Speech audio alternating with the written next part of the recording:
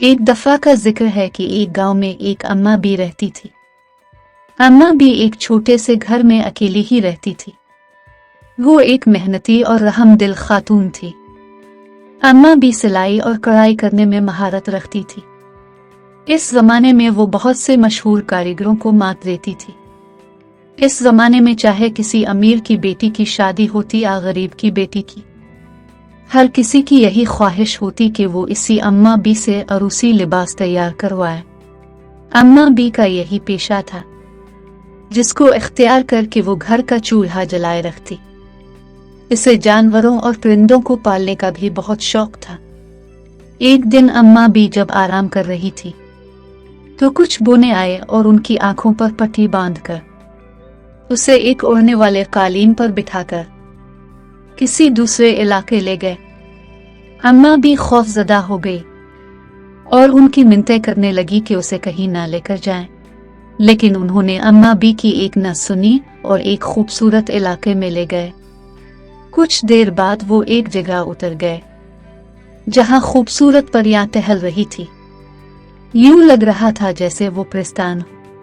थोड़ी देर बाद एक परी आई और उसने इसे सलाम किया और कहा कि बड़ी भी अब खौफजदा ना हो।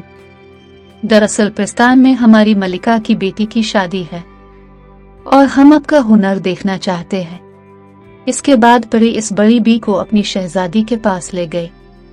शहजादी ने भी अम्मा बी का खुश दिली से इस्तकबाल किया। इसके बाद अम्मा बी मुतमईन हो गई और सुकून का सांस लिया। उन्होंने पहले तो अम्मा बी को अपने प्रस्थान की सैर करवाए।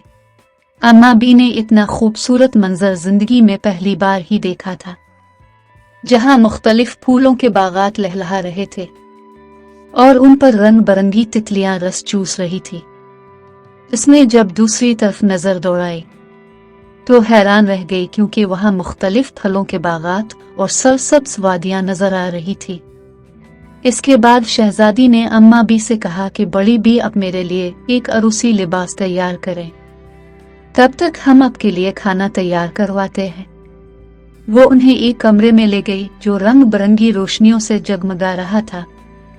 अम्मा बी एक बार फिर हैरान रह गई और अपना काम शुरू करने लगी। अभी काम मुकम्मल भी नहीं हुआ था कि खाना तैयार हो गया और अम्मा बी के सामने पेश किया गया। अम्मा बी ने जब खाना शुरू किया तो तारीफ किए बना ना रह सकी। खाना खाने के बाद इसका दिल चाहा कि वो कुदरती माहौल में बैठकर बाकी का काम करे।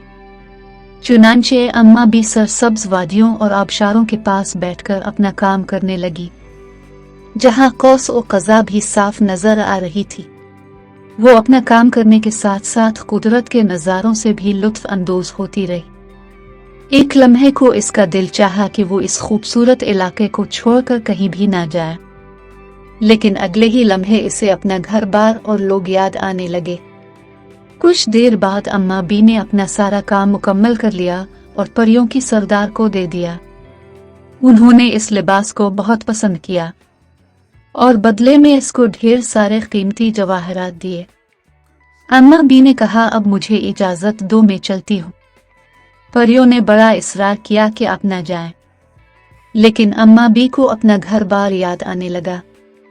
परियों ने उन्हीं बौनों को दोबारा बुलाया।